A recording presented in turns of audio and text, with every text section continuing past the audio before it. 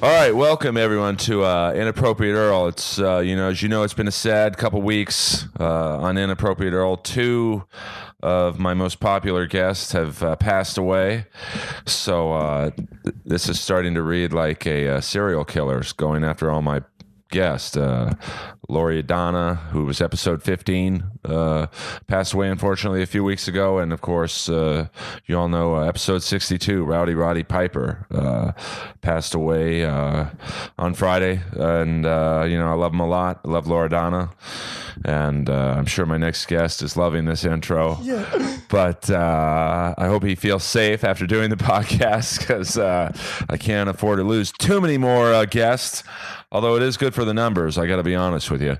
And Rowdy would love that joke, so don't worry about it. But this next guest, I'm actually happy to have on the show. I was doing a spot at the Comedy Store a couple weeks ago, and I have a real eagle eye from the stage, and I instantly locked eyes with him, and I'm like, I know this guy. And then I'm nervous when I'm on stage. So I'm like, how do I know this guy? Okay, was he on Big Brother? No, I don't think so. Was he on Sons of Anarchy? No, I don't think so. And then it hit me.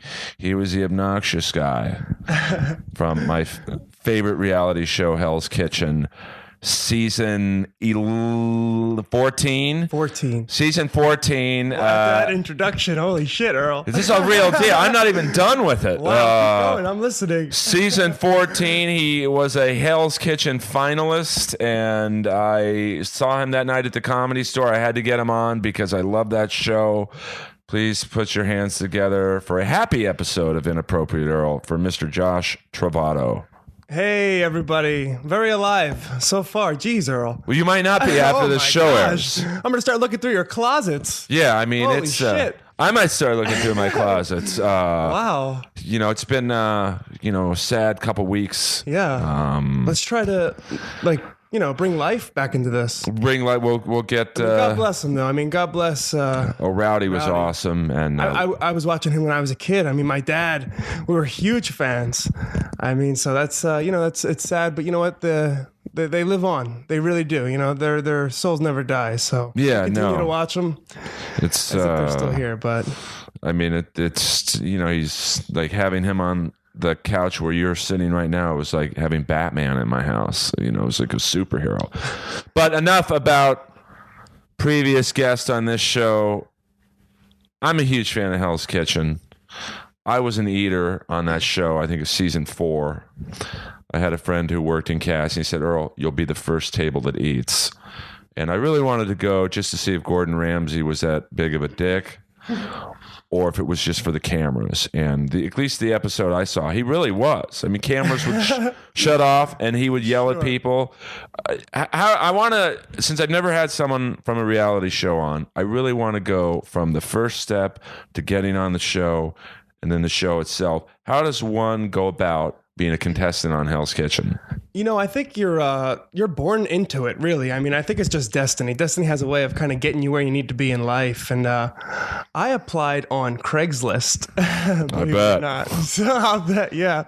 But no, Gordon Ramsay, I mean, he's an awesome guy just to be around. I mean, watching him, learning from him, every move I kind of watch because, you want to interact with him and learn a lot from what he does so that you don't make any mistakes. You make a mistake on that show, you see what happens. And limiting mistakes on Hell's Kitchen is kind of the best thing you can do because tensions are high, people are yelling, he's getting crazy, you don't know what to do when you don't know what to do. So the best thing that you can do is kind of just, what would Gordon do? That's kind of the way I lived my life there. What would Gordon do?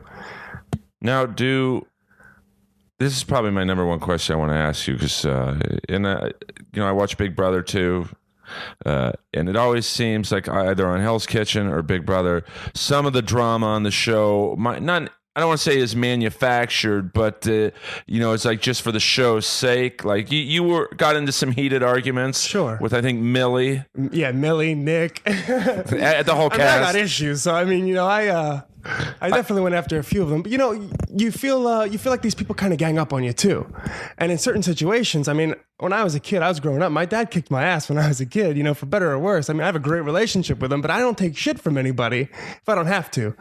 I'm going to take shit from Gordon because, hey, that's Gordon Ramsay. But if you don't have to, I'm not going to. But like when you're auditioning for the show and when they tell you, hey, you got it. And I don't know if you can talk about this, so I don't want to get you in trouble. Probably not, but yeah, we'll see. Do they like say, hey, when the cameras are on,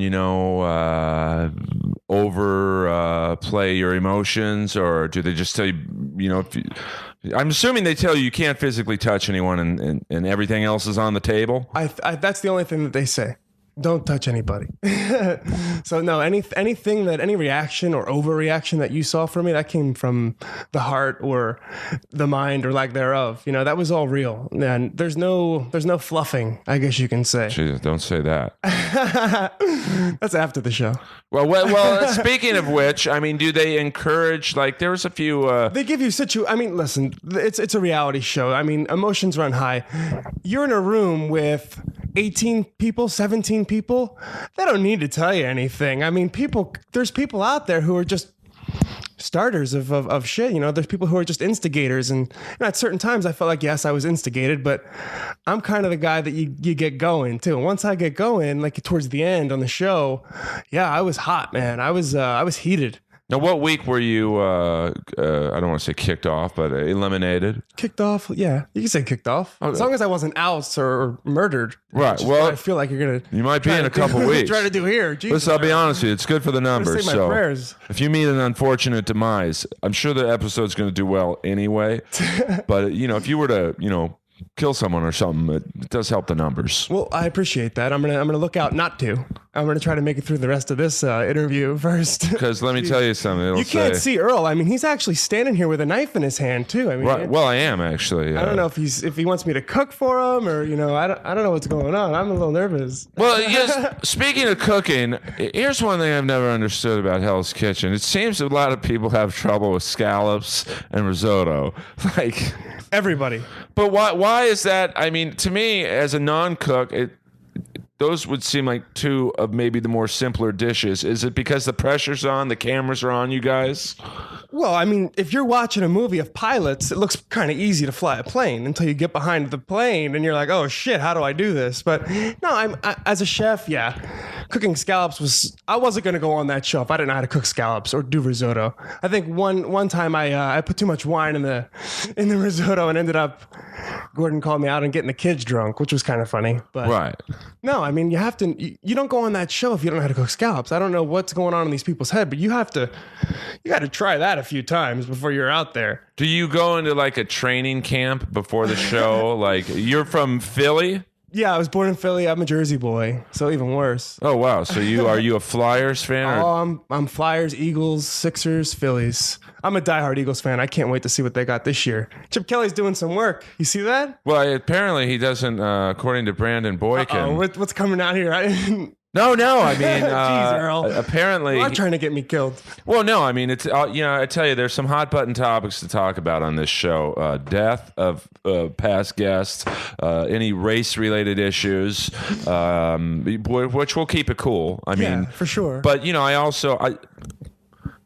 obviously people know who you are already, but they just in case. When you but when you see any TV show, whether it's a reality show or like a show like Sons of Anarchy, you don't really know the people. And I want to talk about cooking and Gordon Ramsay and all that stuff, but I also want people to know, like, I think it's cool that they hear, oh, I'm an Eagles fan. I like Chip Kelly and I like the Flyers and sure. So I try and get the people to know side of people. Yeah, because you're more than just a reality show contestant. Oh yeah, I've got layers. I'm like an onion. Yeah, I bet. But does it bother you when I think one of the fears people have of doing reality shows misconceptions. They get labeled as if you walked into a restaurant for a job, do you worry that they're going to go, oh, that's the guy from Hell's Kitchen? I kind of hope that they would say that that's the guys from Hell's Kitchen, just so I don't have to explain anything after I get the job. Right. About how crazy I am. So, I have fun with life. I've been having a great time with this. I like being recognized out, in public. And I went to the Gilroy Garlic Festival a few weeks ago, and it was really nice to see people who recognized me and who appreciate the show and who love Gordon Ramsay. And I'm a twig of Gordon. I don't know how right. say that, but I am. I'm associated with with Gordon Ramsay, and I respectfully, I enjoy these people because they enjoy him. I mean, he's got such an amazing milestone that he's got going on. I mean, he just did his 500th episode of with Fox, and I want to make sure that I'm representing him the way I need to as well, and I think that's so cool that people want to take pictures with me, and I love it. I have fun with this, and I'm having a great time, and I want to see how far I could take my life too. Right. So I mean, I really enjoyed being on television. I had a lot of fun with that. Oh yeah. Well, you're very memorable. I'm going to be honest with you. Outside of Millie, and maybe the blonde girl who was a really good chef. Maybe the blonde girl. No, I don't know. But that's see, so memormember. But she had the thin eyebrows. But she was a really good chef. Megan, the one who won. Right. Yeah, I guess the girl who won. Whatever, the winner. I love Megan. I mean, me and Megan, we got along, very well. I mean, anytime I kind of, in a very platonic way. Are you married? I'm very single. Yeah. Okay. Looking for a wife eventually. I got stuff I got to do. I got fish to fry, Earl. Oh, I bet. Well, I hope you don't overcook it. I hope so too. Now, it has a single man going on a reality show. I know at the end of the night, they would always show you guys either smoking or hitting the jacuzzi. Sure. Do they encourage you guys to maybe get a showmance going, or is it, hey, if it happens, it happens? Yeah, they don't encourage anything but I guess the fact that you're going to cook. Right. So anything else is just extra. Listen, they're getting people on there with personalities. They're not going to get anybody on that show who doesn't have any watchers or viewers or fans or right. So they know what they're doing. They're in their either going to be going into their 15th season. I was 14. So they've been doing this for a while. They know what America likes at this point or doesn't like. Either way, people are going to watch them. Well, I'm obsessed with the show. Oh, I love the show too. I mean, I really enjoyed being on it. It was probably the greatest experience of my life. Now, do they tell you, hey, we might bring you back for like an all-star season, or do they leave it like when you leave the show, do they? It's very open-ended. Everything's very open-ended. There's not really conversations of the future as much, I mean, because they don't know what they want or what they need at certain points, so if they need a filler, then, or filler all-star, whatever it is, then they would reach out to you, or they would, I don't know. But I know that in the past before, I think Kevin, was it season 12? I'm not going to lie to you, and this is a compliment towards you. Sure. It's really, since there's so many seasons, it's very hard to remember. Of course. Like a lot of the contestants. The names. Like you stand out. And that's what I'm hoping to do, Earl. And this is going to sound bad, but there's a guy, I think 2 seasons ago, he looked like a really chubby Blake Griffin. Kind of, I want to say Roger, but I don't think that was his name. He I remember, like I see him walking around Sunset. I think he has a job really? At like maybe Katana or something. Well, see, I'm not very good at remembering them either all the time, bro. So. Well, it's tough. It is tough. There are a lot of seasons. Of course. And there's a lot of people.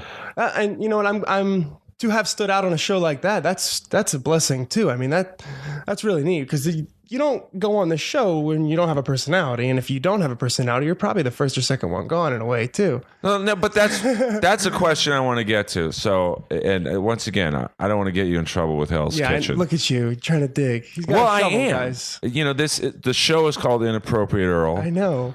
On SoundCloud and iTunes. Thank you very much. Do they like? And I'm asking this as a fan. Sure. Who has a better chance? Oh, thank you for being on a good show. Who has a better chance at advancing week to week? A great cook with no personality, or a horrible cook but he's great TV? Who has a better chance of making it on the show? Not necessarily to the finals, but will they keep a bad cook but who's great TV, maybe who's explosive and everyone hates him or her, or if there's a great cook who cooks almost every dish to perfection but is as boring? I love your face. You have a great face. You should be on television. I mean, I don't know how there's not a camera in here or something. You guys can't see his face, but he gets into this. It's very entertaining. I enjoy this. I'm passionate about let me say this about Hell's Kitchen. There's 3 shows I watch live the night of: Hell's Kitchen, Sons of Anarchy, which is no longer on the air. God rest its soul, right? It's a great show. Was a great show. Auditioned for it once to, but that's a whole other story. That is another story. And Big Brother, which is currently on CBS, which is kind of Hell's Kitchen like. I mean, not. Yeah, I haven't seen Big Brother, but I've heard that Hell's Kitchen is, I guess, a mix between Big Brother, Survivor, Yeah. the Real World. I mean, But that shows you why I would be a horrible TV executive, because Big Brother, Hell's Kitchens is 15 seasons in. Big Brother, I think this is like the 18th season. yeah, they have a lot. I think they're in UK now too, aren't they? Yeah, they've kind of grown up together, your 2 shows. Yeah. And Or Versus. if you would have said, Earl, here's a show, it's about 20 people living in a house, none of them are celebrities, this is the worst idea ever.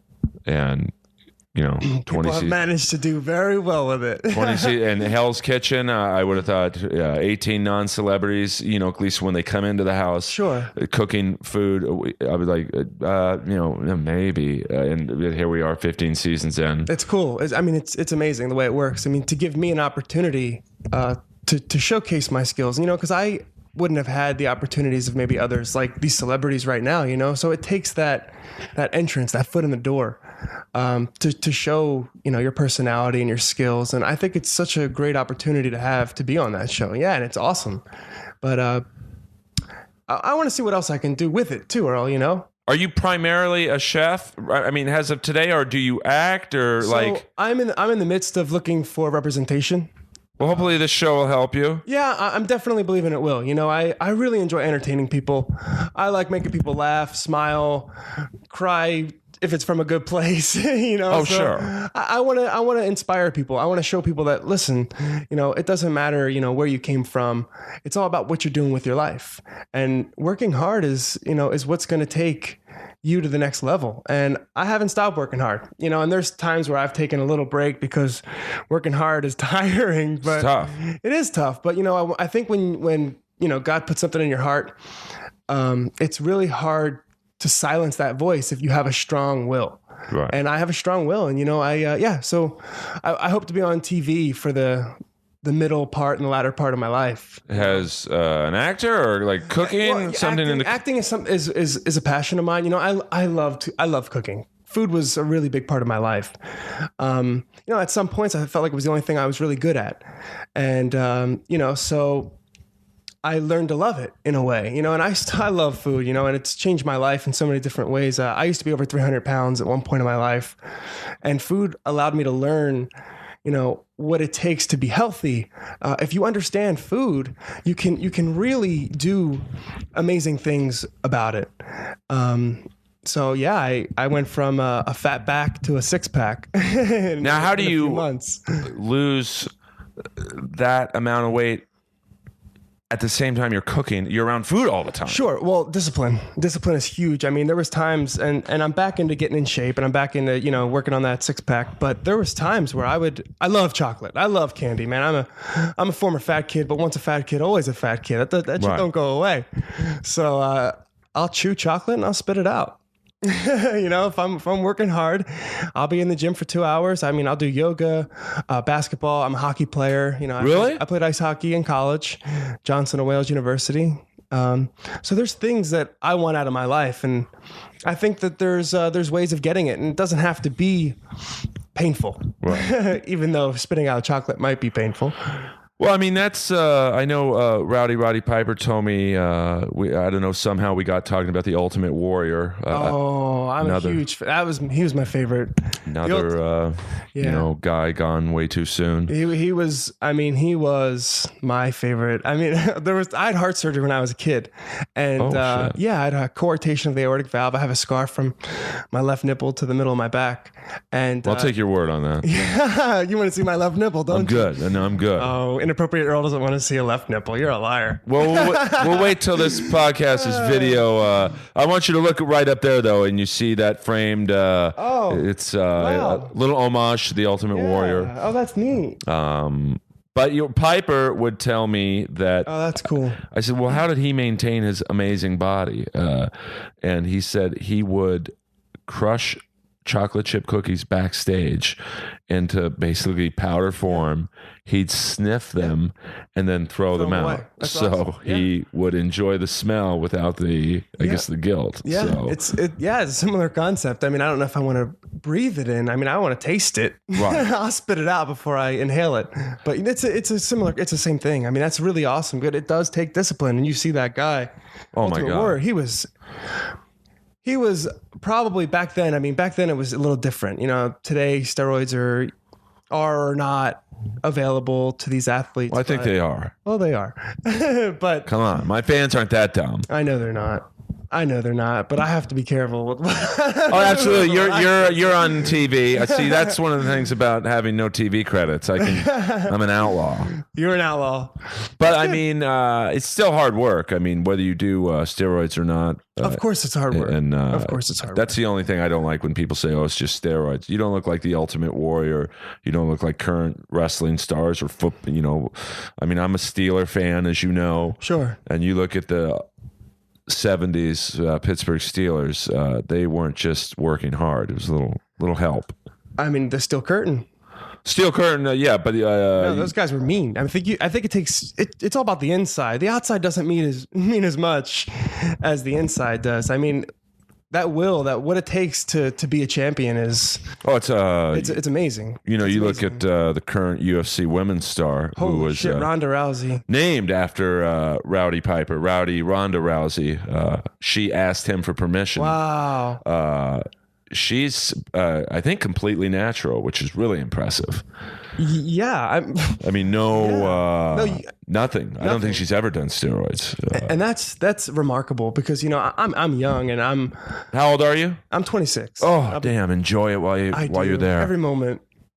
I know when I ache, it's only because of my workout, not because I'm right. And I'm 46, so you ache differently. Oh man, I'm a wreck. You're good though, Earl. They can't see it, but I can. Well, I've never had alcohol. I've never done a drug. Is that a fact? Yeah. You can't tell. So, you know, I think God bless, for real. Yeah, nothing. Wow, that's amazing. So I haven't. It's been 3 years November since I've had a drink. Oh, was it a like a conscious? I'm not like. Were you in AA or I mean? I guess I shouldn't. No, you can ask. Alcoholics Anonymous. You don't want to say you're in it on a podcast. It's anonymous, isn't it? Right. I feel like in the title would be giving it away. Yeah. Did you? Were you just at a point where it's like I'm drinking too much? I just felt like there's more that I wanted out of life than a Friday night or Saturday night of, you know, quote unquote bad decision making or a fun night or whatever it might be, you know. Plus working out is it's grueling, you know, to wake up at 7 o'clock in the morning and want to go to the gym. I mean, you're hurting from the day before from working out. I don't want to be hurting from alcohol or, you know, from impurities in my body. And plus, I just don't feel a need to it. My personality, as you could see on the show, it didn't need any additive. No. But that's I didn't need an additive. So purity is important to me. And, you know, if I can live an eventful life being pure, then that's the way I want to live my life. But your personality is what got you on this show. Because, and not that it's that, you know, I'm not saying this is the Tonight Show, but, you know, I don't know if I would have wanted anyone else on the show. And that's nothing against your castmates, but it's a, sure. Thank you, Earl. Like and I'm not, you know, sometimes my negative feedback on this show is I kiss the guest ass too much, but you know, as a interviewer, I want people who are engaging, outgoing, you know, provocative. I mean, Millie might be a good interview. We'll have to get you to Millie. We'll have to. Is he local? He's not local. He's not. Is he? He actually lives 5 minutes from where I grew up. Now he moved down the street in New Jersey. Oh, okay. Yeah. But he was out here not too long ago. We actually had a really good time. Listen, on the show, tensions run high, but, you know, these people, I really enjoyed their company. You know, I really enjoyed being around these people. We were at the finale event in Atlantic City, and it was really awesome just to see everybody, you know, on a different level. Right. You know, because you're not trying to go for my throat, and I don't want your throat. I want to just enjoy this moment with you, and I want to share this with you because we're alumni. You know, we're on the same team now. So this is something that we've experienced together, and, you know, we can look at it differently now because when you're on the show, your head. What's a lot of money involved? I mean, the winner gets what? It's a $250,000. $250,000. Yeah, it's $250,000. You're in charge of one of his restaurants. One of his restaurants, yeah. Which one is by the way, right up the street, the London, Yep. which is on Larrabee, and it's still around. Yeah, I'm almost positive. Right. I mean, Gordon's around. Gordon's everywhere. Gordon's going nowhere. I mean, he's going nowhere. Well, he's going by everywhere. Nowhere, you mean everywhere. Right. By nowhere, I mean everywhere. I mean, he's got. I was in a theater the other night, and I love going to movies. I'm a huge fan of the whole industry. You got to be careful these days. Well, you do. Oh, of course you do. But, I mean, seriously. No, I know, and it's sad. It's sad, but just because there's evil out there doesn't mean that we can't stop living our lives too. That's why I think my faith is very important to me. Oh, really? Oh, yeah. Prayers get you by. It really does. And, my faith has brought me to where I am today. And I wouldn't be where I am without the grace of God. Like I said, I had heart surgery when I was a kid, and, I had a stent put in a few years ago as well. And I was told that I wasn't going to really make it past a certain age, without these different things. And not only that, but I was supposed to be this little kid. I was supposed to be, about 5 feet, 5'2", 5'3", and not look. Right. You're a big guy. Yeah, I'm like 6'3", 250 pounds. But you look, you're put together well. Oh, thank you. Yeah. You don't look 250 because you're so in shape. Thank you. I appreciate that. Yeah, and that's why I think it is important to me, because my life was a gift. And we're all of our lives are gifts. But you appreciate it more because of your. I think it's more noticeable, the appreciation to me, because I can see the other side of it so quickly. It could turn in a second, and I think that is that's really amazing thing to have, that I went to the cardiologist not too long ago. I'm healthy. I'm good to go, but there's always that lingering of the thought of, we all could be unhealthy, but, we have to realize that too, so that we can enjoy our lives a little bit more, to know that, yeah, there's darkness, but let's live in the light. Like, let's enjoy our lives while we're able to, while we're capable of it. And I mean, I'm going to go see Straight Outta Compton tomorrow, but I'm going to go see it in Beverly Hills. I think that's important. I think that's the only way to do it. Are they showing it there? Well, either that or I'm going to wait till it's on Netflix. I'm not going to the It's going to be an awesome movie. Well, the thing. That's a dreamer's movie. I mean, it's just destiny at certain points. I mean, that's all life is. That's all it is, Earl. I agree. I mean, it's my destiny to be a comic. It's your and you were awesome the other night. I thought I really enjoyed that. Well, I know it's hard. Thank you. I mean, I know it's hard. You guys came to see famous comics. I think that night Joe Rogan and Mark Maron and Joey Diaz and Joey Diaz was. I mean, he's that guy is so he's such an amazing person. And you could tell. I mean, he's got a big heart. That guy's. He's about as big as his heart is. Yeah. No, he's literally has a big heart. Yeah. But he's just like I've just gotten to know him recently because up at the Comedy Store, there was a last couple of years Rogan and Joey didn't go up there because of a certain talent coordinator who kind of drove them out of the club. But then he got fired, and so they came back, and Joey's just like. I tell you, if you don't know who Joey Diaz is, he's got a great podcast. He's a great comic, and Joe Rogan is Joe Rogan. So. And he's out in New Jersey too. That's where I grew up. Because I think he mentioned Cherry Hill. I grew up in Audubon, which is literally 5 minutes away. So So you grew up in Philly, but so. Philadelphia and where I'm from in New Jersey is literally a bridge. Right. A bridge separates. My dad grew up in Philadelphia, so that's why I'm, diehard Eagles and all around. Big Michael Vick fan. I don't know about it. I mean, I liked Michael Vick. I thought he fared well for the Eagles for those 1 or 2 seasons, but I'm a huge McNabb fan. I love Donovan McNabb. What he did for the Eagles organization and Andy Reid, listen, people could talk all the crap they want, but that's, that's life talking crap. But 5 NFC championships, taking us to a Super Bowl. My dad's seen some really awful teams in Philadelphia. And, for me, I was spoiled. And I feel like every season my team should be making the playoffs and they're not. And I'm.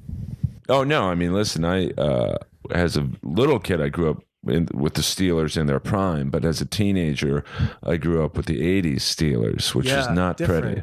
It wasn't the steel curtain. It wasn't Terry Bradshaw. It was Louis Lips, Walter Abercrombie, Bam Morris, Barry Foster, and the Steelers could have drafted Dan Marino. Yeah. in '83, but they didn't want to hurt Terry Bradshaw's feelings. So they said, well. Isn't that crazy though? That little sleight of hand changes the whole organization. There's a great 30 for 30, which is. Oh, I love them. The ESPN's 30 for 30 are amazing. Very few. You don't have to like sports to enjoy those.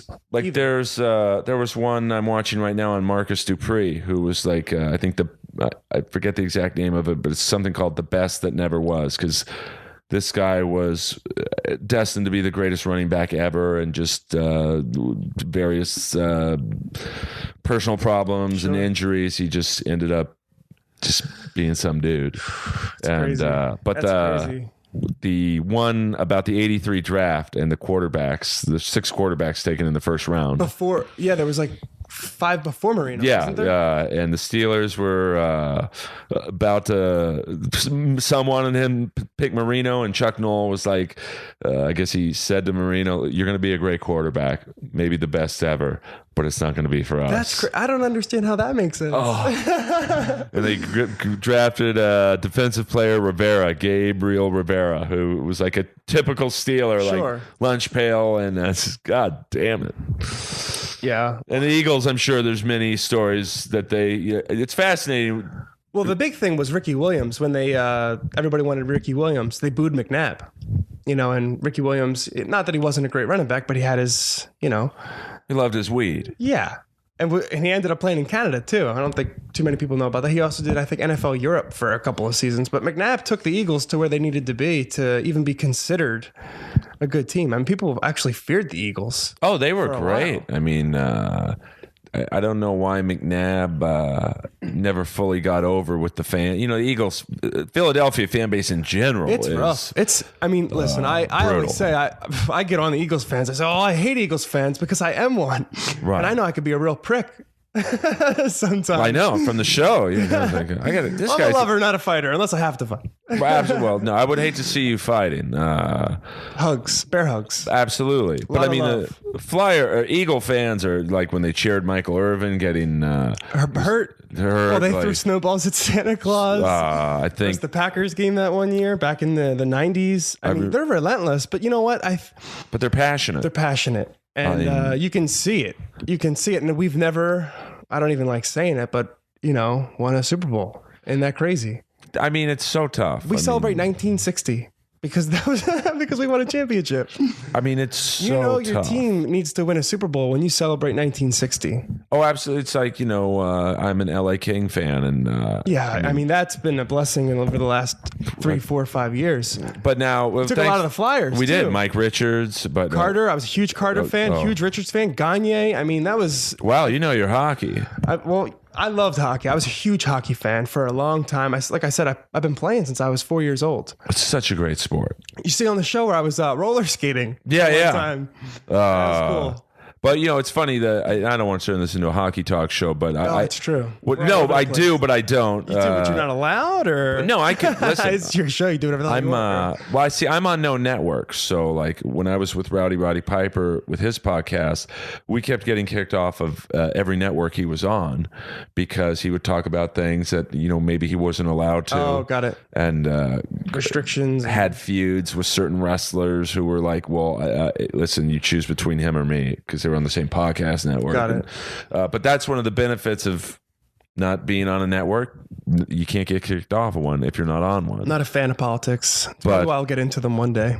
Well, I mean, there's a GOP debate tonight I'm looking forward to. See Donald Trump go nuts. Oh, my gosh. We're not going to talk about that, but I will be watching it. Oh, yeah. I mean, it's funny to see where everything's going. Well, I mean, I think it shows you how bad the Republican nominees are when Donald Trump is, the front runner by 10 points. But are you a very political person? I'm not. It's definitely something that I believe is in my future. Right. I could see you running for office. I really, honestly, all jokes aside, this is something that I am passionate about because I really feel like I have a perspective on things that are fresh and different and new.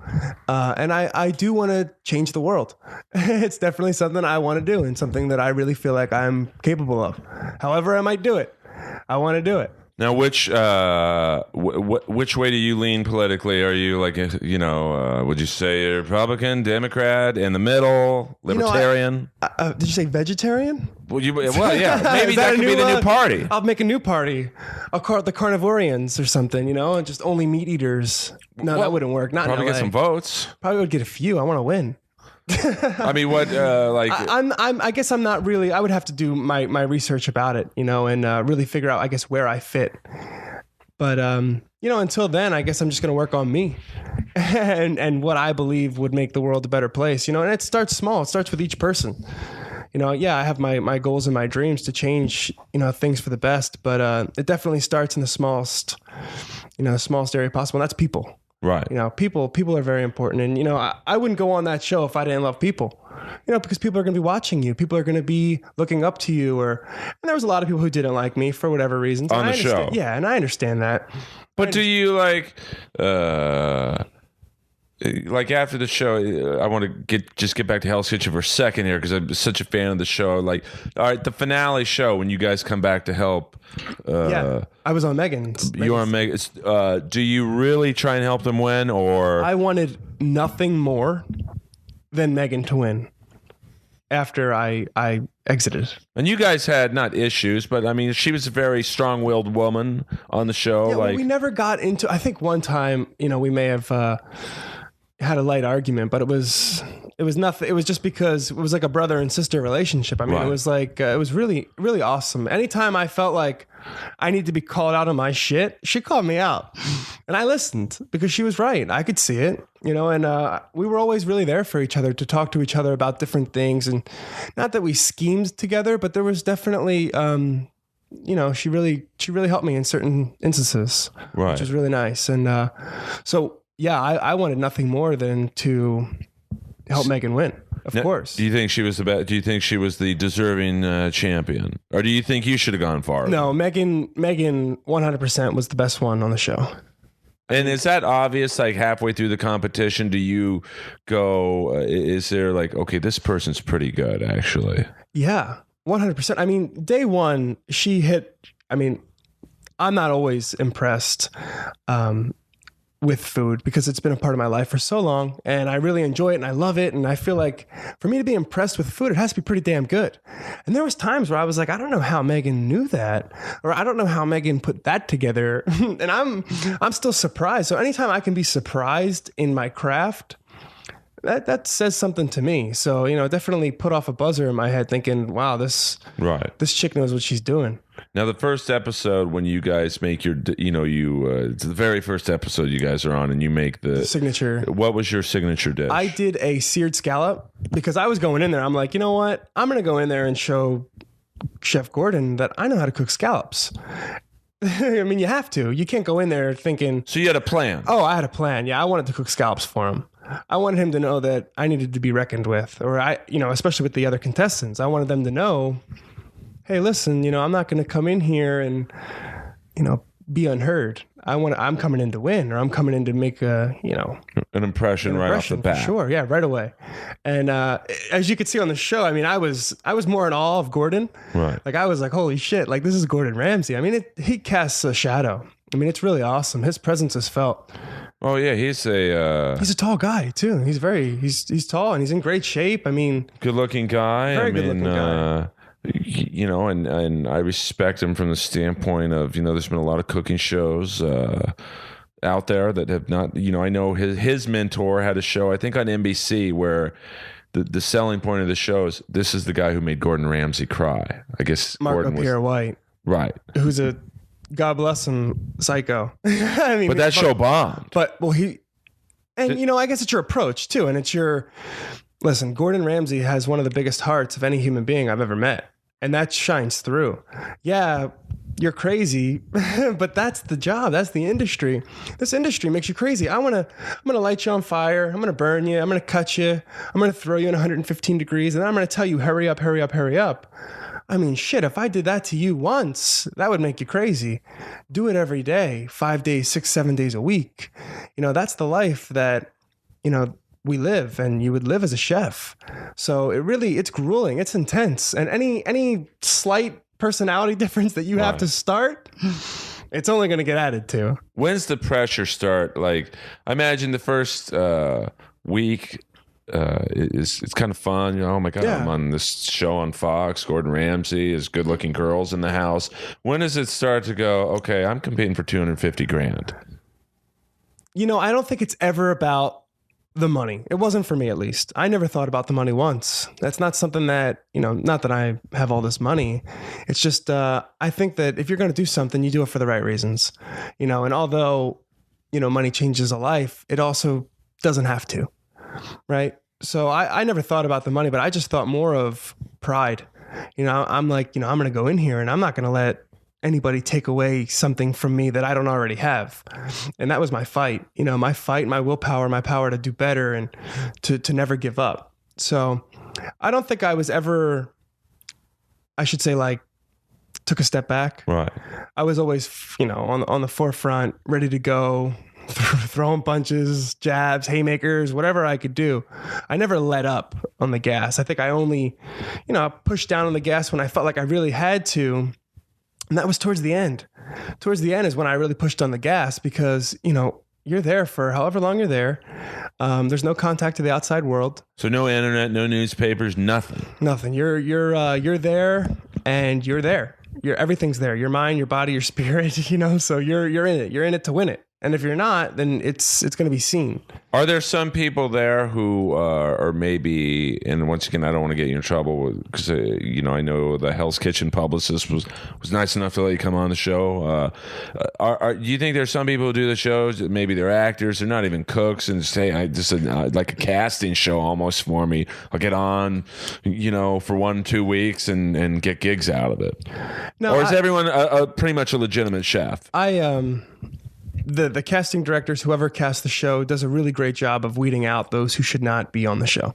They've been doing this, like I said, long enough to see bullshit and to see people who aren't deserving or who aren't the people that they want or need on the show. So, I will say that everybody I saw on that show, they were in the industry, right. Myself included. I've been doing this since I was 14. My first job was a cook. I was washing dishes, and you aspire to do something greater when it's in you, so I felt like the show was just something that it just didn't shut up in my mind or my right. heart and my soul, and I just felt like that was the next step for me. And being on TV was it was amazing, and to be able to speak to you and be able to speak to everybody, who's listening. Well, that's great. Hopefully some people are still listening, right? Well, oh yeah. I mean, this, my goal is to get interesting guests. And, I think reality shoes are the biggest things going, because it's, well, it's pure. That's the thing. It's unadulterated. It's okay. Your reaction is the truth. And that's what it is. It's not scripted. And I think people love that. America, that's what we're about, not a script. We're more about this nonsense in a way at times, because it feeds who we are. We can relate to it. I feel like I'm a relatable person, and I feel like you are, because you're a normal guy. Yeah. You're that, like, when I saw you on the show, I'm like, this guy's like someone I could go to a Kings Flyers game with and just like hang out. And until you get to the King Flyers game, where you're like, oh, this guy's a fucking asshole. This guy's crazy. A dick. Get this guy off my fucking couch. It's a nice couch, by the way. I like the, what do you call them? You call them cul-de-sacs? Sectional. It's like a sectional, sectional. I always try and get people to come over. I've lost a group of people. I've lost a lot of guests because, they're like, oh, I'll do it on the phone, and I'm like, no, I would love it if people can come over to my house and, it's like a talk show, basically. Yeah, we're talking. That's how I try and set it up, and, it's got a very View-like feel to it, I think. Yeah, it's, hopefully when... get Barbara Walters over here, you don't know. But get Kelly Osbourne on the show so she can talk about, Mexicans cleaning up the toilets, like she recently said. No, she's crazy. Say Kelly Ripa. I like Kelly Ripa. I thought you were going to say Kelly Ripa, but... No, Kelly Osbourne, who's recently on The View, saying you can't kick the Mexicans out of the country. Who's going to clean your toilets? Oh, no, I didn't hear that. Yeah. It's a whole big thing. Oh, my gosh. But, and I'm a big fan of her dad's, but, I don't get it. I don't understand. at certain things, you know? Well, I think I get the point of what she was saying. We're all somebody else. Like my family's Italian, you know, and Italians were not perceived to be who they are today, you know, 30 years ago, 40 years ago. I mean, it's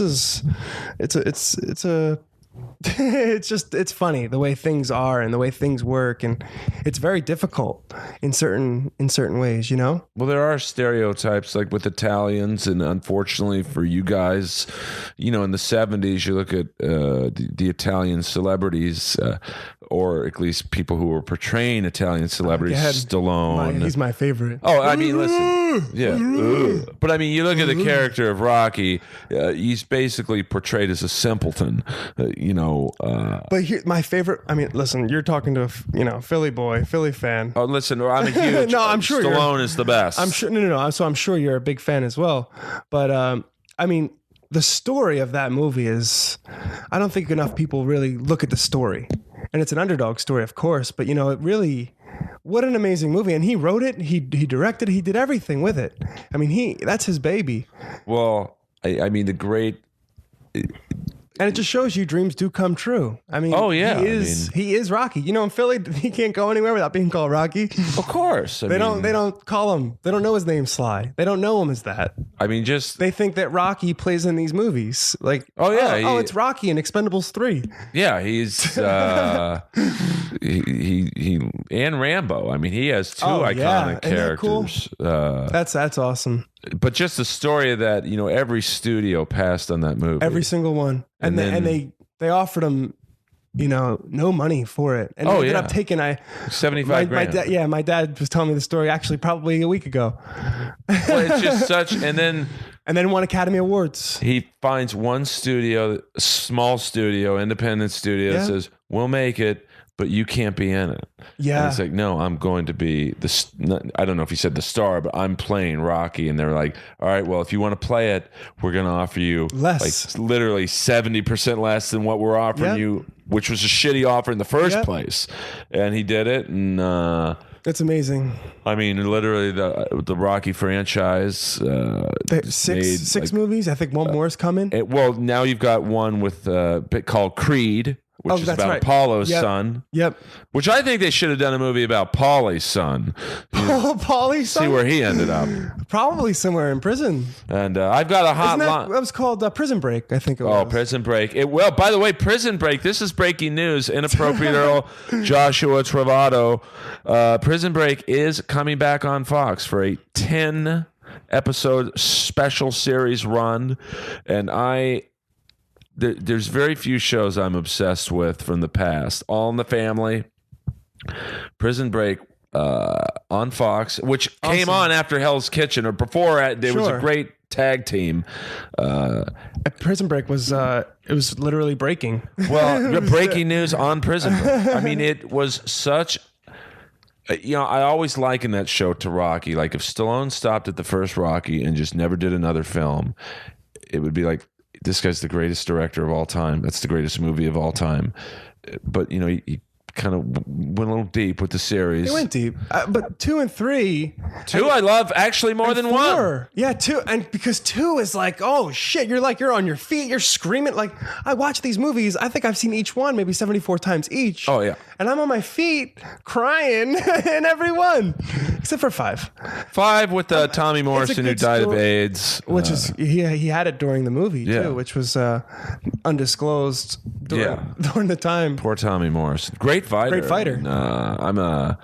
I miss heavyweight boxing. But we're going to get into that then because... I miss it. And if I didn't have the heart surgery, I'm not going to lie to you, I would be fighting. You have a great build for a heavyweight boxer. I would totally do it. My mom would kill me. But so now you're 26. I'm 20 years older than you. I do want to fight one amateur fight in my life, though. I wouldn't do that. I know it's a terrible idea. I'll set you up with Joe Goose, and he's the top trainer out here. Deal. 10 Goose Boxing. I've always wanted to. I mean, listen, I would train for it, and it wouldn't last very long. Well, I hope you wouldn't do what James Toney did when he went into the UFC for one fight and clearly did not train MMA. And no. I've taken jiu-jitsu. I mean, have you really? Yeah, I've taken some classes, and you know, my dad, you know, trained me boxing, and you know, I've learned a lot. I mean, I work out in the gym So I've been going 2 days or twice a day lately. So 26 years old. Who did you grow up watching boxing? Tyson? Yeah, Tyson, Holyfield. And I was still a little young for that. Right. But I mean, they have the classics, ESPN classics. So I grew up watching everybody. You grew up watching. Oh. So I mean, if there's one thing about being older than a lot of people, Muhammad Ali. I mean, I am so lucky that I grew up watching a prime Muhammad Ali, and people forget. You look at the prime guys when he was fighting. You had a prime Joe Frazier, a prime George Foreman, a prime Ali, and then you had the second tier guys who were in any other era would have been champions like Ernie Shavers, Jimmy Young, Leon Spanks, Sure. Even the guy that Rocky was based off of, Chuck Wepner. I think the story goes Stallone was bummed out, was going nowhere at the time, and he turns on the TV and sees this guy, Chuck Wepner, going the distance with Ali. And that was the premise. The premise for Rocky. Sure. And Apollo Creed was, originally supposed to be played by another great boxer from the 70s, Ken Norton. Wow. And for whatever reason, it didn't happen. And then in the 80s, of course, Larry Holmes. Larry Holmes. Larry Holmes, I feel Larry Holmes is kind of like the Klitschko brothers now. Yeah, they needed to fight each other. I know they won't. They never will. But there's no one like Larry Holmes doesn't get the credit for being a great fighter because there was really no one for him to fight. No. So he's known for. You know who I really liked though? Hopkins. Oh, Bernard Hopkins. And I really even liked his later fights when he fought Roy Jones. Yeah. But I mean, that's he lost a few good years, I mean, the 80s, Sugar Ray Leonard prime, Marvin Hagler, Thomas De La Hoya, right? Yeah. He was the late 80s, early 90s. But he tried to fight probably about 7 years ago too, didn't he? Didn't he just? Yeah, these guys don't know when to quit. It's their life. It's in their mind. Their minds are much stronger than their bodies, and they want to do what they, What's tough? I think it is tough. Look at these football players. Yeah, you don't. It's your life. You can't give up it's hard to. You see it happen a lot in MMA where these older fighters. Shamrock, Ken Shamrock. Oh my God. He's 51 years old. He should not be fighting anymore. And now Fedor, my favorite's coming back, and I don't want to see him come back. Who's your favorite? Just Russian heavyweight Fedor Emelianenko. Oh, okay, got it. He went undefeated for 10 years. My favorite? Who? And this, I don't know, this might be a generational thing, but Brock Lesnar is my absolute favorite. You won't. I watched everyone religiously, every single one with that he was fighting. And I think he's awesome. He gets a lot of brass knuckles, sword right in the middle of your chest. But it looks like a dick. I don't think that matters because you're not going to tell him, right? I'm not going to tell him. Hey, that's a great you're tattoo. Not gonna say, I love it. Love that dick tattoo. Can I get one?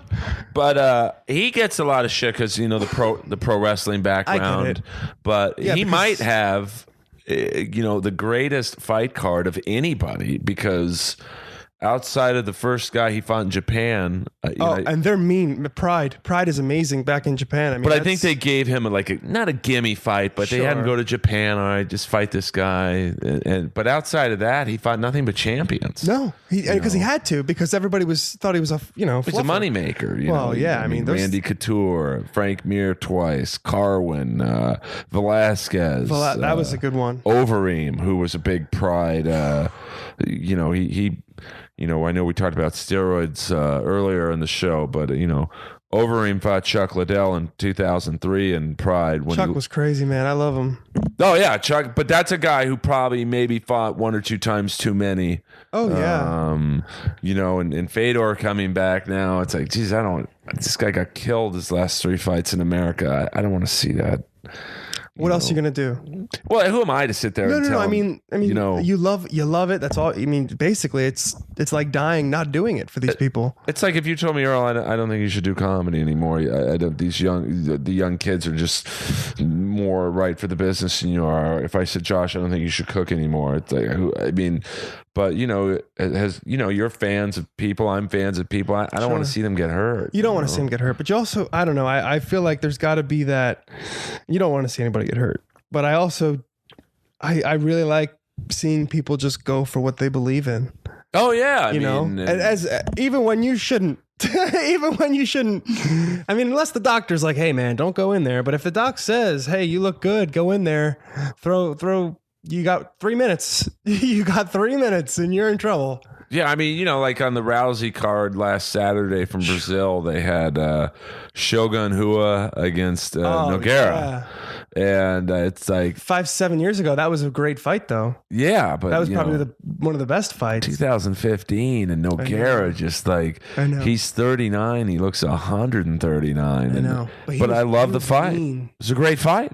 Yeah, but I'm like sitting there in the middle going, and we're at the comedy store and talking about the fight after, and it's like, Jesus Christ. I was a big Henderson fan too. Oh, there's another guy who's fighting Vitor Belfort. Yeah, I mean, that shouldn't. I mean, that's happening. That had been a great fight 5 years ago. Yeah, in November, and Belfort is Ortiz, another guy. Oh, I don't want to see him fight anymore. No. But like I said, they really believe that that's all they have.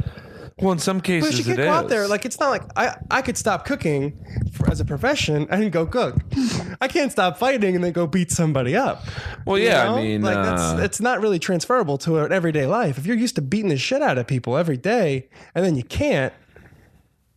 Well, it's just like, in Fedor's case, he had an interesting training system in Russia where he just, kind of train with his buddies, and it was good enough to, beat the top guys. I mean, he beat all the top guys, but now the training is so advanced. Yeah. Oh, it's intense. You just can't be good at one thing. You have to be great at everything. And like, now when he comes back and he fights a guy like, I don't know. I mean, some of these new heavyweights that are just, it's just, I don't want to see him get. You see a heavyweight that knows Brazilian Jiu-Jitsu and Muay Thai. And, it's literally, I mean, the ground attack is it's prominent, right? I mean, you can throw these punches, at 240 pounds, but if you can get me on the ground and, make me tap out because you're going to break my arm or put me in a guillotine, pop my head off, these guys they're nimble. Oh, the heavyweight champ right now, Fabricio Verdum, is, he's good at everything. I mean, you have to be because it's your life. Yeah, I mean, you're probably going in there against Brock Lesnar or Alistair Overeem or Cain Velasquez or Junior Dos Santos. It's like you can't just be a brawler. No, and that's where his name's. Tell me who you're thinking of. I'll get the name. I think you already got the name. No, he was the Street Fighter. Tank Abbott. No. Street Fighter. Kimbo Slice. Yes, Kimbo Slice. That's kind of where he didn't fare so well. Well, yeah. I mean, he's fighting guys. Badass. He's a bad dude. Man. Oh, I could kick my ass. Yeah, I wouldn't attempt it. I wouldn't. But I mean, it's technical. That's the thing. It's an art. I mean, it's literally an art. Well, in Kimbo's case, it's a different story, when you're fighting guys in a boatyard, Did you literally watch his videos? Yeah, somebody's eye out. It's got me. Pop your eye out, kid. Well, I like the one fight he lost to Officer Gagnon. Yes, I remember that fight. They were downstairs. In like some weird like a parking structure, and Gagnon had none of his friends there. None. He was alone. So it was like Kimbo's posse. I remember that one. And they would restart the fight every time Gagnon, and I might be, I'm watched so many hockey games in French. You're adding it, yeah, but I don't know if it's Gagnon or Gagnon. Gagnon, I think. Gagnon, you can't say Gagne. They would, every time this guy would get an upper hand on Kimbo's posse would step in and go, "You're choking him. We agreed there was no choking." It's like, it's a street fight. What I always forget the rules in street fighting. Well, they stopped the one time when the guy stepped on Kimbo's foot and Kimbo like fell to the ground. It's like, you stepped on his foot. Like, they were doing everything to get Kimbo to win, and he still lost. And there's a fascinating documentary on Netflix now called Dog Pound. I think it's called Dog Pound, or Dog Fight, or Dog Pound, Dog Fight? by Billy Corben, who is more known for his documentary, probably the greatest documentary in existence, Cocaine Cowboys. Dog Pound, I'm pretty sure it's Dog Pound or Dog Fight. Apologies to Mr. Corben, where it's about underground MMA fighting in Florida.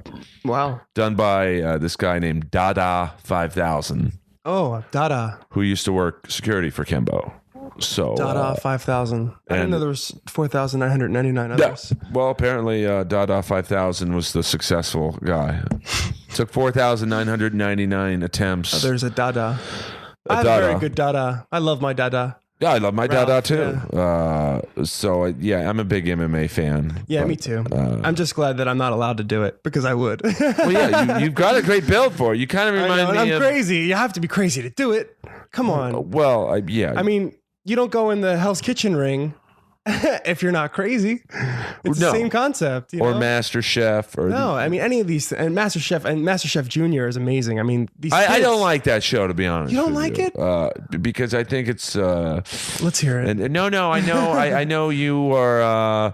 I don't like any show with kids on it because I just think it's... You feel uncomfortable, Earl? Well, it's tough enough being a kid in this society, and now the pressure of having to please Gordon Ramsay. No, and I understand that because, I was, like I said, I was a short, fat kid. I mean, when I was 11 years old, I weigh what I do now, believe it or not. Oh, really? Oh, yeah. I think at 13, I was 250 pounds. At 11, I was 230 pounds. And the kids... I was rollable. Yeah, it was hard. It was actually really hard. But you know what? You don't know why these kids are making fun of you. I mean, you do. Yeah, I was fat. It's easy to point that out. But, with every tease, there's something that's an undertone. These kids are, having issues of their own. And that's what I think is so important about changing everything and changing the way the world kind of works, because the kids that are the bullies are the ones with the biggest problems, Right. There's a reason. Nobody taught them. I mean, anytime I was out of line, my dad would kick my ass. I mean, I'd have to go home and I'd get slapped. And, listen, I have a great relationship with my dad. I love him very much. And I would be a very different person if that didn't happen. I learned discipline, and discipline is very important, and a lot of kids don't have it. Now, I'm not saying go hit your kids. Don't go hit your kids. But, it's just the way I learned, and that's kind of how I learned. I learned the hard way, as you can see. But is that, do you think because your dad was so tough on you that you gravitated toward a guy like Gordon Ramsay, who's someone, I mean, if you're just a fan of the show watching it, you go, God, this guy's almost borderline abusive, verbally abusive. Sure, yeah, 100%, because I do understand that. It's how I learned, so... Gordon, it's coming out, you donkey, oh, fuck off. But to me, it's like, hey, Josh, you should try it this way. See, I would like that approach, other than Gordon Ramsay going, the green burgers kill people. Come on, big boy. You baboon. What are you doing? I understood him. And I related to him. So for me, it wasn't an intimidation. It was a respect. Well, hopefully the casting person and the upper executives at Hell's Kitchen are listening to this episode. And maybe when you tweet it out, yeah, definitely, they will go, what's this show? I would personally like to request that you bring Jean-Philippe back as the maitre d'. Have you met Marino? I'm sure he's a great guy. And I know for television purposes. Well, I have my, There was James as well. Chef James. No, there was James, the maitre d'. Marino, great guy, but sure. He's in LA. I would like to get him on the show. Yeah, I'm sure you could. We'll make it happen. But I'm a Jean-Philippe guy. I could hear you. Just because he was just, him and Chef Ramsay had a great vibe. Or lack thereof, really. But that's what, I mean, I know that I liked the, who's the sous chef now? The taller, bald James. He's a great guy, but there was a guy before him. Oh, Scott, who was kind of was a little more aggressive than Scott. Oh, more aggressive. Like a little I remember one episode. This contestant kind of was mouthed off to him, and he got into his shit. F you. Chef James was awesome to me. I mean, he coached me a lot. He really gave me some really good words of wisdom and some Chef advice. Was it Ann? Andy. Sorry, I love Chef Andy. Out of all the girls in that show, they'd ask you, "Oh, do you think anybody's good looking?" No, Chef Andy was stunning.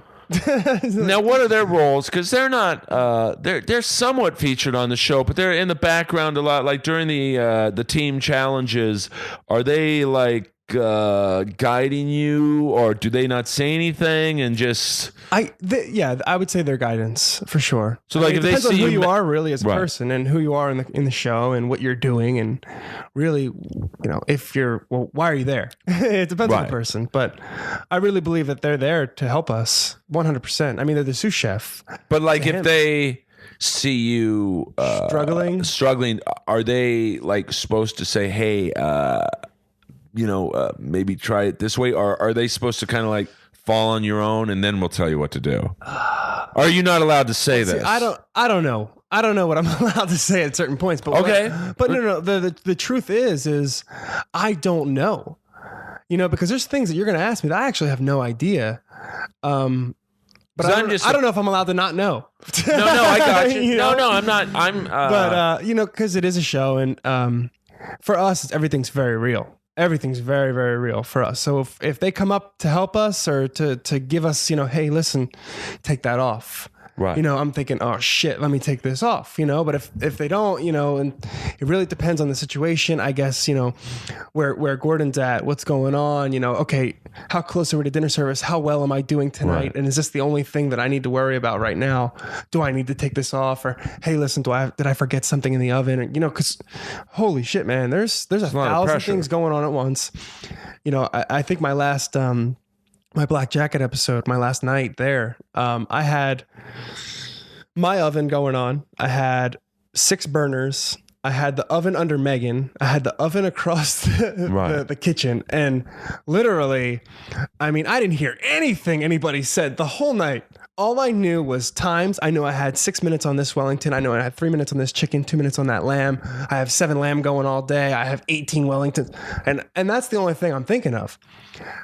I'm not thinking about, T or Millie, or I'm not even really thinking about Chef Ramsay. Right. But there was times I was so in the zone and he goes, who's making those noises? Oh, right. Because I can't think about anything other than what I'm really, working with. But it gets heated, it gets crazy, but it's fun. And to look back and to watch it, like in a living room, you're like, whoo, holy shit. I get to watch it now. I get to relax and watch it. And right. Because when you're there, man, you're not that you're not enjoying it, but you're not. Well, I mean, it's, I'm sure it's like a football player. They don't necessarily enjoy the game when they're playing it because it's hard work. Yeah. But, the next day they go, oh, that's a great catch. Or, of course. And you can definitely feel accomplished and feel good about what you're doing. And because it's a sport. I think that's the way I kind of tackled it. Right. I tackled it as a sport, a competition. Every challenge, because I love the challenges, because I'm an athlete and I love doing different things. And I looked at everything as a sport. What was your favorite challenge? I really loved the football one. Where you catch the menu. Right. Yeah, you catch the ingredient and then you run over. And I had a way of doing it. Like I'd catch 2 or 3 balls and I'd put them down at the 1 yard line and then I'd go back just so they could take my ball. So there was kind of different things that I had, strategies and ways of going about it. But I guess my favorite part about that day was when I told Millie that we're using my dish. Right. I mean, it was a lot of fun. It was a lot of fun, but what was your least favorite challenge? My least favorite challenge. I really enjoyed them all. I really did. Wow. It's a challenge, right? And I enjoy challenges. I mean, shit, with what I'm working with what I've been working with, it's been a challenge. How about this? What was your the favorite reward? Yeah. Well, let's just say my favorite punishment, or my worst punishment, right? The dumpster. Oh, where you have to. Oh my gosh, we had to go in the dumpster. I was in the dumpster at one point, and that's kind of when I started to go. I was like, oh man, right. Like it got to me. It was hot out. I'm from Jersey, and I lived in New York City the last 4 years. And in November in New York City, it's not 90 degrees, and I'm usually not in a dumpster. Not always. Right. So it was, that shit got to me. And that's kind of when I started to, lose it. What was your favorite reward? Like getting to Catalina eat? Island. Right. Avalon. Is that right? Avalon and Catalina Island. I mean, that was amazing. It was beautiful. And I'd never been before. That's not something I really thought that was going to happen. And I mean, every reward was awesome. You know, Gordon Ramsay, sitting down with Gordon Ramsay. Just to pick his brain. Yeah, just watching. I mean, just watching him, and you know, you grow up watching these people on television. Right. You know, you look up to them. You appreciate their hard work, and you appreciate everything that they've done. And you know, it's really awesome to put that TV persona in a seat next to you. Right. That's pretty cool. And that's kind of what I want to do with my life too. You know, I want the next Josh Trovato sitting next to me. Oh, sure, and say, hey, listen, you know, I did this because of you. And, you know, because I thought that I could. Now, with like, you know, life after Hell's Kitchen, like, you know, you get eliminated, or even if you win, you know, like Megan, do you like, what's it like that week after? Do you get phone calls from restaurants or cooking type of other cooking shows say, hey, we want to hire you, or like, does the phone ring off the hook, or is there like, how does that work? After the show? Well, like after the show airs, I guess. Yeah. So basically it's been, I've kept a lot of things at bay. You know, I've kept in my little box in LA. You know, I moved from New York City, August. I've been here a year last week, which is awesome. I love it here and I'm happy here. You know, I knew that Hollywood is a place that I want to be. You know, I each year of my life, I see an increase in ambition, and, you know, I can't put that at silence. I can't silence that. And each year I want to do more and more. And, you know, so I'm here to do big things. And, you know, so I guess, you know, yeah, I've had some chef calls and some calls about different restaurants and other opportunities. And, you know, but the big picture for me is to, you know, be on television for, you know, the rest of my days, you know. And not necessarily like in the cooking. If it happens where, you know, Bob Tushman calls me up and says, hey, listen, you know, the Food Network wants you for a show. I'm not going to, you know, I'm going to weigh my options and see where God wants me to be and see what I'm supposed to do. And, you know, also if Stallone says, hey, listen, we're putting another Rocky in. That probably will happen. We got Rocky 8. You want to do it? Of course. You know, I mean, yeah, I'll just train my mind just like my body, and that's it. You know, life is about development, and I believe I can do anything. It just takes that willpower and that little bit of oomph that I need. Would you go on Top Chef? No. Are you allowed to? Like, is there? And once again, I don't want to get you in trouble. After a certain time, you know, whatever it is, whatever you know that looks like. Yeah. Can you go on MasterChef? Or do they try not to use? I don't think you're allowed to. I don't think that there's that cross contamination. Oh, okay. Like, I don't think, because I think that the whole purpose of MasterChef is for home cooks. Okay. Maybe MasterChef Junior. Well, I think you're a little big for that. I could be, yeah. But I would also like to go back as a host, you know? I mean, if Gordon wants to bring me on or Fox wants to bring me on, because Fox is amazing, and they've really done a great job of everything, you know? I mean, I can watch the show with my parents and be happy with what I've done, you know? And I have a lot of thanks for Fox and for Gordon, and I think it's amazing just to be able to watch myself and be happy, you know? Feel good about it, you know? Because it doesn't really happen, I guess, for everybody. Like, do you think, is there are you conscious of, like, this is going to be seen by literally millions of people? Like, do you try and like act better than you normally would? Like, you know, like last night on Big Brother, just to give you a while, you know, there's a showmance going on in that particular show, and then the guy's girl is about to get kicked off, so he starts flirting with another house guest. Well, you're saying, do you play a game? I mean, do you are you, how aware of you are? Sure. The cameras are on. Cameras are on. Millions of people are going to see this. I can't be a dick to this person, even though if the cameras were not around, I would be. Well, I think it just brings out the best version of you, the cameras, you know? So I want to be at my best for myself, right? For my mom, for my dad, and for everybody who's looking up to me to do what I've come to do, you know? So whatever my best version looks like is what I want to be. Now, there's times where I didn't give a shit what camera was where, because somebody just insulted me. Like Cameron at one point, but you know, that makes for great television too. You know, like with Cameron, he insulted me to me, you know, trying to get in my way, turning on the oven. And I basically told him I was going to, you know, break my foot off in his ass, you know. Now for me, that's how I can be. If I feel like somebody's stepping on my toes or if I feel disrespected. But I try to handle myself even outside. If you step on my feet, I'm not going to fight you. I'm not going to, I have to conduct myself a certain way because that's the way I'm supposed to be. I want to be the best version of myself. Am I capable of being a prick? Of course. I think we all are. I could be better at it than others, but I just, that's not what I want to be seen as because that's not who I am all the time.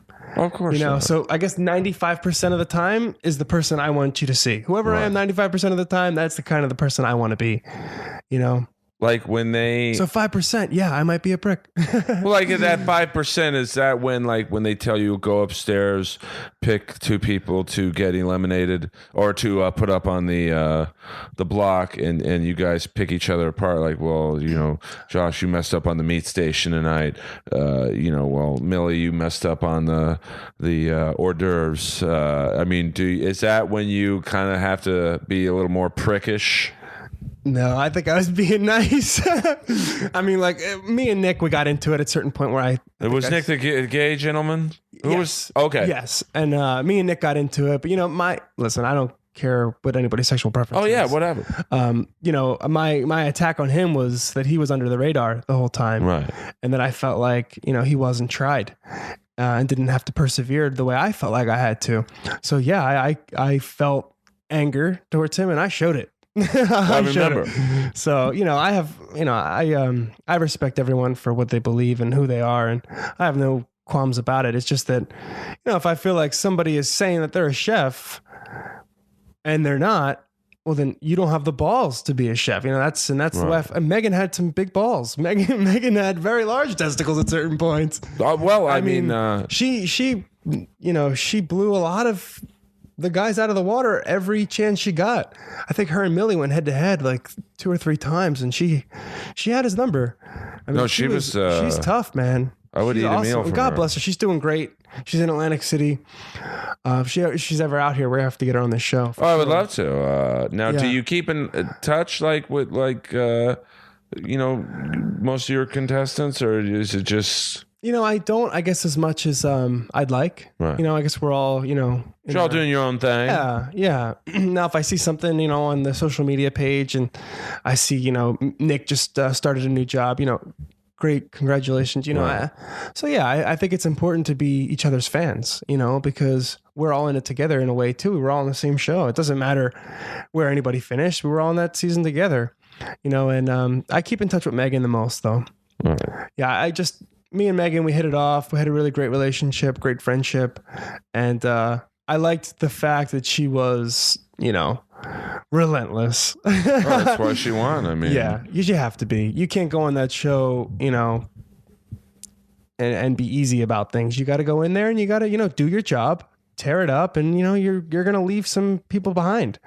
You're going to leave some frenemies. That's all good. It's, that's what it is. So this is the part of the show where we say, what's next for Josh? What's next for Josh Trovato? I'm excited about what's next. So I'm looking into getting an agent. I'm looking for representation. But being on Hell's Kitchen, that must help. Yeah, it definitely, I believe, does. And Hell's Kitchen was awesome. And, I want to do commercials. I think commercials would be a really cool transition, and still represent Hell's Kitchen the way I really want to, because I also want to show the world that, Hell's Kitchen can really produce some really awesome things, because it does. It gives it great opportunities. And without Hell's Kitchen, we're not having this conversation. I'm not in Hollywood. And yeah. But I want to see how far we can do this together, with Hell's Kitchen having my back. Commercials, I would really think that that's kind of the next transition. I can see you in like a football commercial, like cooking. Maybe there is a like a tailgate scene for Bud Light or whatever, and you're cooking the weenies. And, I'll cook some weenies on the grill. I bet. I'll have Gordon come up, smash the grill, and then we'll have what are you doing? McNabb throw me a pass. Whatever. Yeah. I'm in. Listen, there's worse ideas that go to series on TV. Oh, yeah, there are. There's a lot. I'm not going to mention it, but Well, I will. You can. I mean, there are some shows that I don't want to get you in trouble. First of all, I'm a big fan of Fox because Oh, me too. just They've changed my life. They've made my life. yeah. I mean, They really you wouldn't have. be here if it wasn't for No, Fox. my name is what it is because they've allowed it, and that's amazing. And I want this show. And I would love to continue working for Fox. I mean, that's not something that I don't want to do. I mean, if Fox has an opportunity for me, like the new boy, Yeah. Hey. Whatever. I mean, never say never in this business. why not? I would love my own talk show. I could talk. Yeah, talk but together. you're a perfect podcast guest because you talk a lot. Oh, I don't shut up. But that's what you want. I mean, like, as a interviewer, I don't want to talk a lot Sure. because people who listen to this already know me. Yeah. But so I'm lucky in that regard. I've had maybe one guest who was a tough interview because they didn't really want to talk about their previous accomplishments. Really? So it was just like, well, why do you think you're on the show? Yeah. I mean, I am who I am because of who I was, and who I'm going to be because of who I was. So, But I would imagine some reality. I get it. I hear you. Like I'm sure there's some Hell's Kitchen contestants who are like, oh, I don't want to talk about the show. Well, why do you think you're here? And I agree with because what I hope to be is a superhero. That's my ultimate goal. I want to be a superhero. Right. But I don't have that chance without Hell's Kitchen. Yeah. I mean, not at all. Not for a second.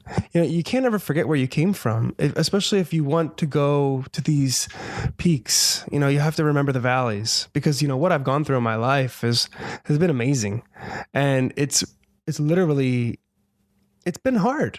But with each punch, with each knockdown, I've had to get up, and I've gotten up stronger, bigger, badder, faster, and a little bit crazier than I was before. So it's literally made me exactly who I am. So, Well, you have to do it because if you don't do it, no one else is going to do it for you. no, they're not, And because there's too many of us. there's too many cooks, there's too many comics, there's too many musicians, actors,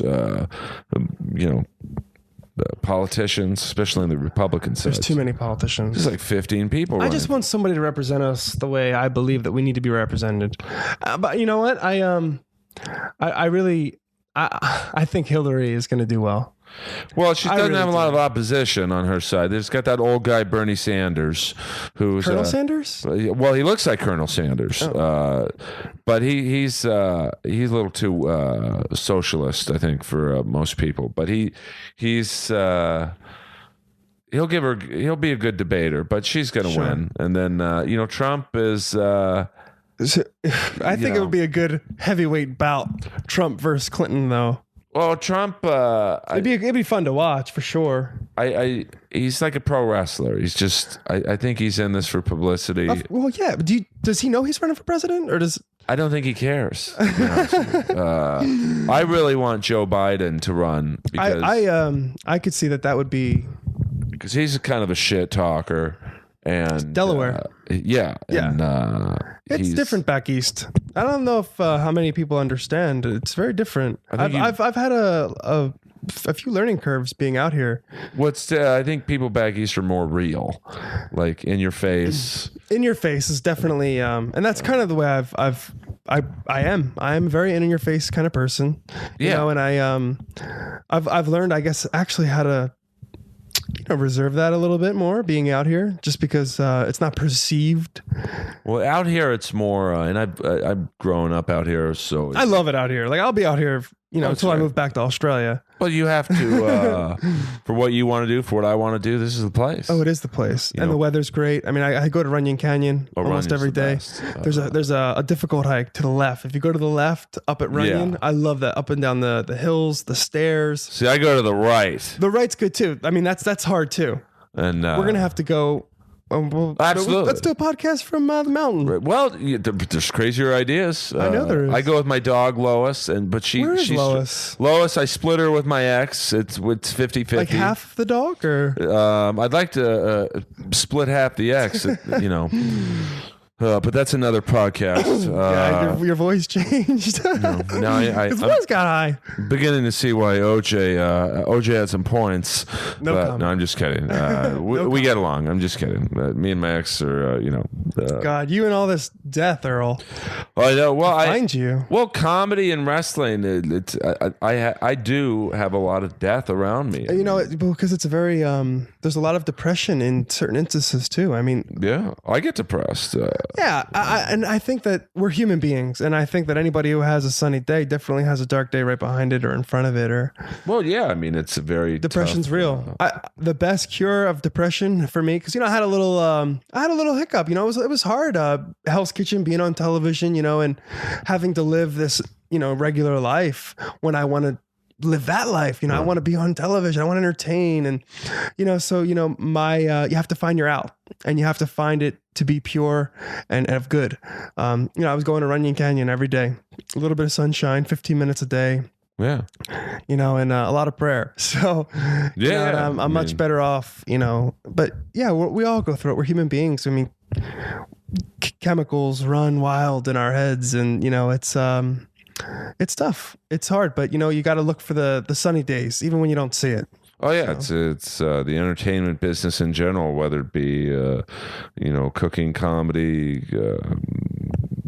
acting, music. It's a crazy business because there's so much out of your control. Sure. And it's to the people. It's for the people. We're consumers, but we're also we're doing it for people's enjoyment, and that can it adds a little stress to it. But yeah, and some people I'm sure probably my favorite show going. I have a tremendous fear of airplane flying. Do you? Which is strange because I'm in a business where you have to fly everywhere. A lot. And there's this show called Air Disasters. It's on the Smithsonian Channel, and basically what they do is, I thought, well, if I watch this show and understands why planes crash and how infrequent they do crash, I mean, it's very, literally 1 in 5 million. Sure, yeah, I'm sure it'd make anything better. I thought, oh, well, this will help me get over the fear a little bit. Yeah, not at all. And so what they do is they reenact a crash. And then they have actors playing the pilots, and they do the voice recorders. They don't use the actual recordings, but it's transcript. So they have guys like you and me go, oh my God, the plane's about to crash. Do this, do that.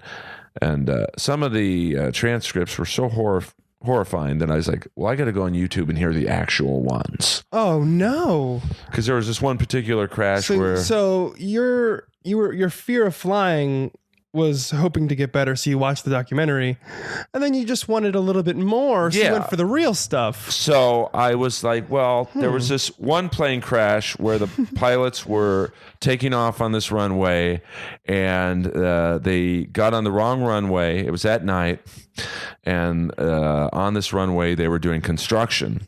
Yeah. So there were machines. And where's this at? I got to be honest with you. Yeah, you forget don't have to know. where it was. No, I really, I think it was in Europe. And so the plane's about to take off, and all of a sudden they see a forklift in the middle of the runway. They hit it, goes in, crashes into the one of the airplane hangars, and basically the pilots burn alive. And they reenact that scene, and they show the two actors saying, "Oh my God, I'm burning alive." I'm like, Jesus Christ, I got to hear the actual recording of that. Yeah. Such a macabre. It's almost like watching Faces of Death when I was a kid. Oh, I can't do that. I can't watch anything like that. Well, I can't either. I'm a sissy, man. I was so. And bugs. I don't like bugs. I just. I don't either.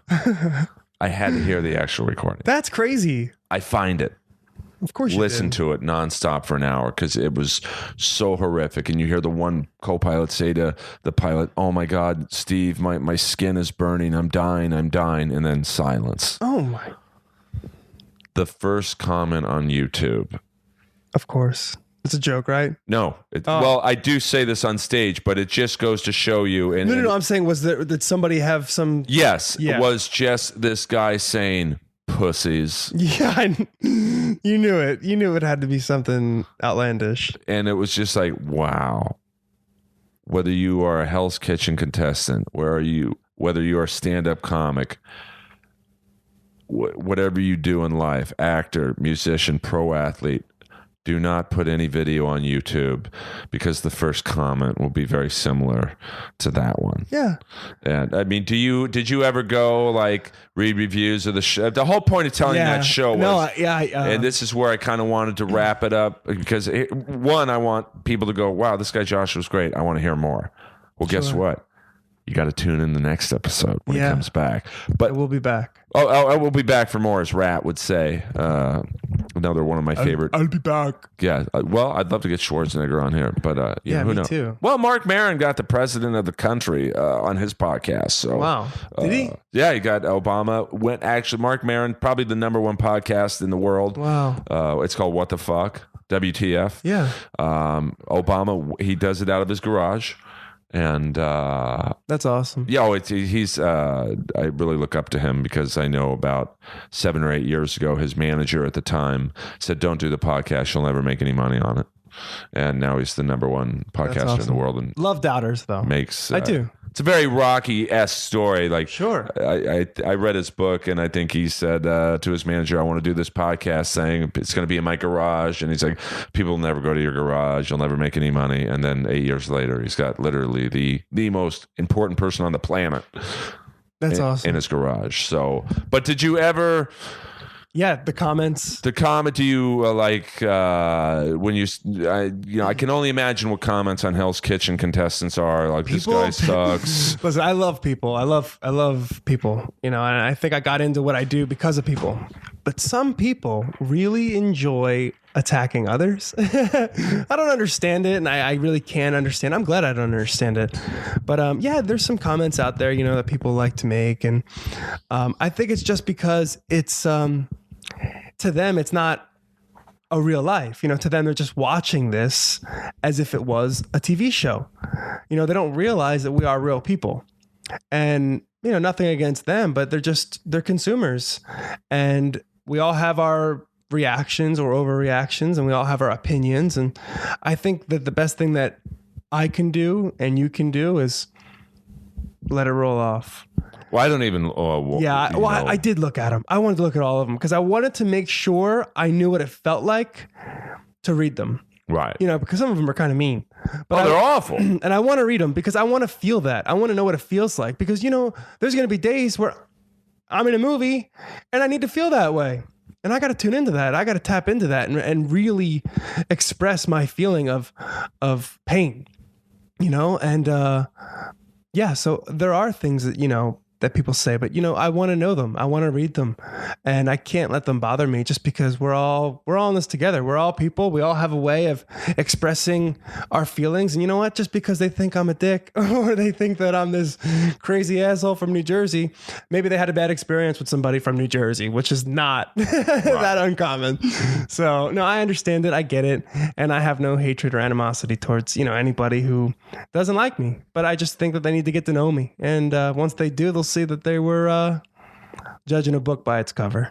Well, I like you, and people out there who like Hell's Kitchen should get to know Josh better. Where can they find you out on the information superhighway? Information superhighway, the Autobahn. Right, the Autobahn. The Autobahn of the internet. The internet. Twitter. I'm assuming you're on Twitter at Huge Josh Man. You're going to have to spell that for my fan base. Huge, as in very large. Huge Joshman.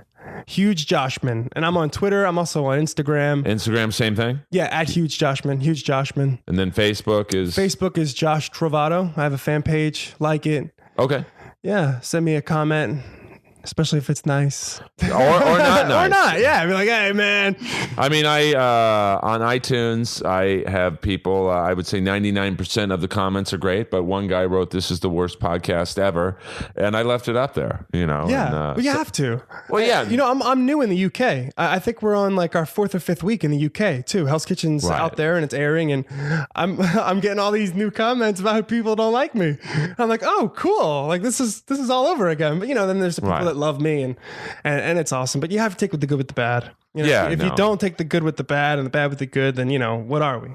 Well, robots. listen, We're robots. Yeah. And I don't want to be a robot. if you're an actor, comic, musician, reality show star, you know the drill when you get into the business. So I would like to thank Joshua Trovato Thank you, sir. for coming on here. I know you probably were like, who the hell is this guy asking me to do his podcast? Your name is Earl. My name is Earl. I wish I was that guy. My name is Earl Skakel, and you can find me on Twitter, Facebook, Instagram, just Earl Skakel, EARL SKAKEL.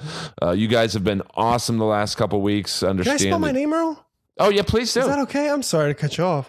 No, baby, this is your podcast. Trovato. Joshua Trovato. Spell it. JOSH T as in Tom, RO, V as in Victor, ATO. Trovato. And watch Hell's Kitchen. Watch it. Josh was great on it. It's a great show. And, Josh is, you're going to be hearing from him in the near future. He's got a bright future in this business. And I don't say that a lot about people, but he's a very engaging guy, great guy to come here on a busy day for him and do this. Thank you, Earl. I appreciate it. Thank you for doing it. So, guys, you know the drill. Inappropriate Earl on iTunes and SoundCloud. Spread the word. And thanks for all your kind words about Loredana and Rowdy Roddy. I'll miss them both.